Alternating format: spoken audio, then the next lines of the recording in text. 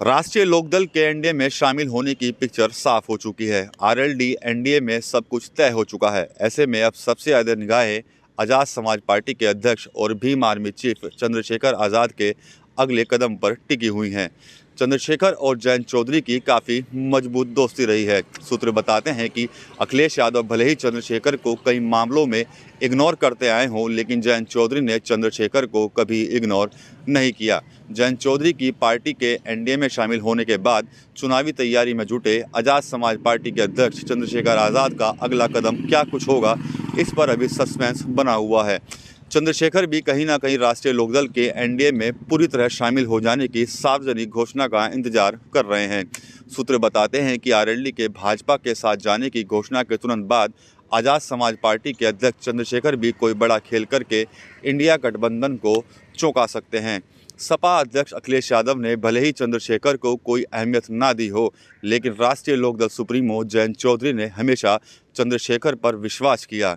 अब गठबंधन की पटड़ी उखड़ चुकी है। राष्ट्रीय लोकदल भाजपा के साथ लोकसभा 2024 का चुनाव लड़ने का मूड बना चुकी है।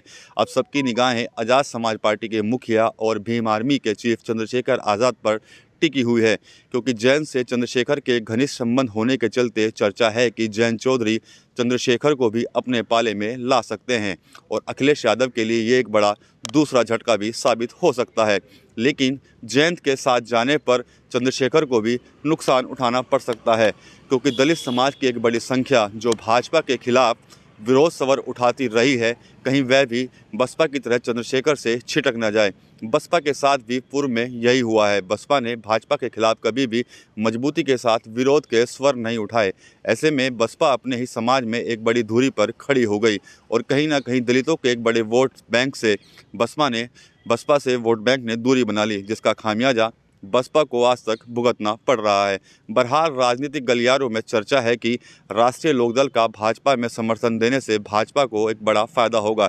ऐसे में चंद्रशेखर भी 1 या 2 दिन में कोई बड़ी घोषणा कर सकते हैं, क्योंकि पूर्व में सीट बंटवारे के समय समाजवादी पार्टी और राष्ट्रीय लोकदल ने सभी सीटों पर चर्चा की थी, लेकिन जिस सीट पर चंद्रशेखर चुनाव लड़ना चाह रहे हैं उस सीट पर कोई भी चर्चा नहीं हुई है, क्योंकि चंद्रशेखर ने वहां से पहले ही चुनाव लड़ने का मन बना लिया था और वो लगातार वहां पर काम भी कर रहे हैं।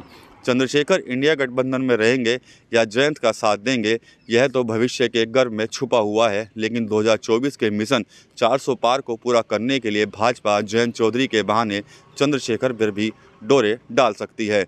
टीवी 9 यूपी के लिए सहारनपुर से विकास कपिल।